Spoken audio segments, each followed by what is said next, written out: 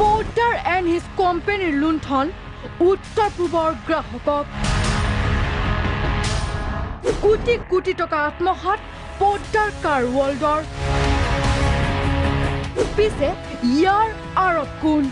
কেনেকৈ Poddar কাৰ ৱৰ্ল্ডৰ গড়চুক খাখাই 2,50 লাখ টকা আত্মহাত কৰিলে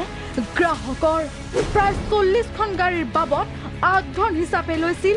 2,50 লাখ টকা আৰু এই সন্দৰ্ভত প্ৰতিষ্ঠানটোৰে মেনেজাৰ সুব্ৰত ৰয়ে এজাহাৰ দাখিল কৰোতে উহৰলৈ আহিল এই বিয়াগুম কেলেংকাৰী এখন গাড়ী কিনা হয় গাড়ী কিনিবৰ কাৰণে বুকিং কৰা হয় গতিকে বুকিং কৰোতে বেংকৰ যোগেদি পইচা ট্ৰান্সফাৰ কৰা হয় যেটো অফিচিয়েল একাউণ্ট আছে সেইটো অথৰাইজ ডিলাৰৰ গতিকে Poddar ৱৰ্ল্ডত এটা ঘটনা ৰিপৰ্ট হৈছে যে যিসকল কাষ্টমাৰে মেইনলি নাগালেণ্ডৰ ডিমাপুৰৰ তেওঁলোকে বেংক ট্ৰান্সফাৰ কৰি যিখিনি পইচা পঠালে পইচা ইয়াত অফিচিয়েলি অহাৰ পিছত তেওঁলোকে গাড়ী পোৱা নাই ইয়াত আহি যেতিয়া দেখা গ'ল Poddar কাৰ ৱৰ্ল্ডত তেওঁলোকে যেতিয়া চেক কৰিলে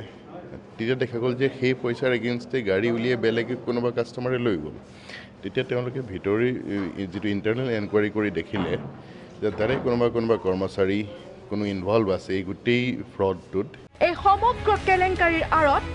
একাউণ্টেণ্ট মণি আগৰৱাল আৰু ৰিলেশ্যনশ্বিপ মেনেজাৰ নিকিতা তিৱাৰী ইতিমধ্যে গড়চুক আৰক্ষীয়ে গ্ৰেপ্তাৰ কৰিছে একাউণ্টেণ্ট মণি আগৰৱালক বৰ্তমানো পলাতক ৰিলেশ্যনশ্বিপ মেনেজাৰ নিকিতা তিৱাৰী তেওঁলোকে এলিগেশ্যন দিছে সেলছ ৰিপ্ৰেজেণ্টেটিভৰ এগেইনষ্টে আৰু আমি ইনভেষ্টিগেশ্যনত এজনৰ ইনভলভমেণ্ট পাইছোঁ যিজন কেচিয়াৰজনক আমি আটক কৰিছোঁ আৰু তেওঁ আমাৰ কাষ্টডিত আছে বৰ্তমান পলাতক অৱস্থাত আছে তেওঁৰ লগত আৰু কোনো জড়িত থাকিব পাৰে সেইখিনি আমি চাই আছোঁ পিছে Poddar কাৰ ৱৰ্ল্ডৰ কৰ্তৃপক্ষৰ অগোচৰে এই বিয়াগুম কেলেংকাৰী জানো সম্ভৱ আৰক্ষীও নুই কৰা নাই এই কথা তদন্তৰ আওতাত আহিব Poddar কাৰ ৱৰ্ল্ডৰ স্বত্বাধিকাৰী অনুপ Poddar আৰু অংকিত Poddaৰো একো এতিয়া নুই কৰা নাই একো আমি সেই গোটেইখিনি মানুহ সন্দেহৰ আৱৰ্তত আছে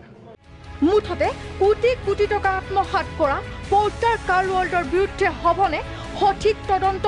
নে পুথি খলিহনাক ধৰি আৰক্ষীয়ে এৰি দিব ৰৌ বৰালিক সাইদুল ৰহমানৰ সহযোগত ভিডিঅ' জাৰ্নেলিষ্ট দিলীপ গগৈৰ সৈতে ববিতা গগৈ ৰিপৰ্ট প্ৰাগ নিউজ গুৱাহাটী